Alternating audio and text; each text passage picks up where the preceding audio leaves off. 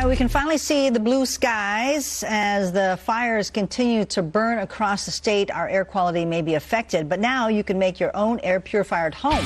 Good check back in with Dina, who's showing us how to do it yourself. Hey, Dina.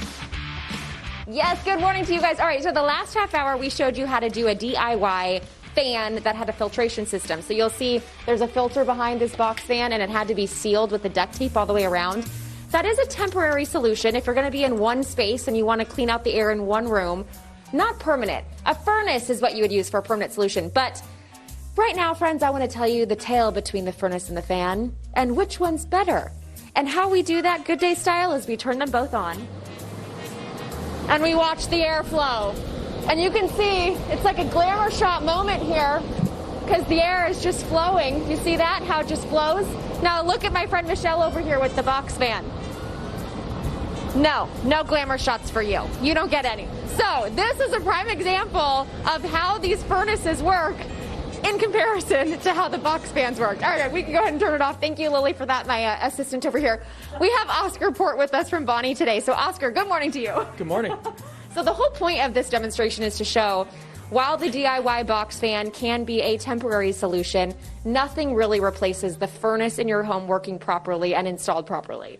That's right. Just the volume of air that it's going to move, and then also the focus of air that it's going to have. It's going to have a return and a supply, get all the air where it needs to be. Obviously, we have a lot of bad fires still. We've been dealing with this all summer, and you are going to show us right now exactly what this furnace is doing as those bad smoke particles come in. So let's go ahead and see. Terry, I'm going to have him actually show us with a match. So what are you going to be showing us now? What we're doing is this is simulating the inside of your furnace if you have a MERV 16 and a UV light filtration system in place.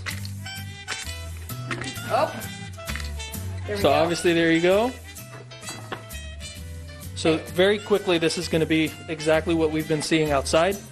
So as the smoke builds up, this is where your filter would go in your system, and the second you turn it on and the blower, which as we saw pulls all the air out, very quickly that moves the air across the MERV 16 filter, has a charcoal liner which also absorbs the odors, and then your UV light, which is designed to kill smoke, odors, cooking odors, all those things. So very quickly we see how it clears up the other cabinet. Wow. Okay, so if, for example, you're experiencing wildfire smoke where you live and the wildfire smoke is getting into your home and you can smell it, that's literally what's happening. So I know one of these guys is an investment for a family home. What do they run, and what would you suggest someone do if they want to get this installed?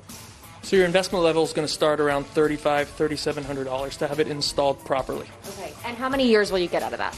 On average, 10 to 15. That being said, that the real key is proper maintenance and doing that for you. And I know for a lot of us, getting a filter has been even a challenge because some of the stores are out of them. I know Michelle earlier was saying that she went to look for one and there was none available for her home, and you want to make sure you're getting the correct filter, the correct size.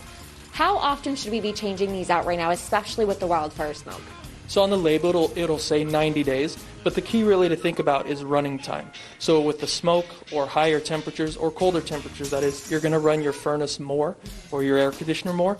And the more time that you run that system, the more often you should change your filters. Okay, great advice. Thank you so much, Oscar. And again, to the folks at Bonney for having us out this morning. So we don't want to do any more demonstrations because I don't want to ruin the locks. I just washed it today, but you get the picture.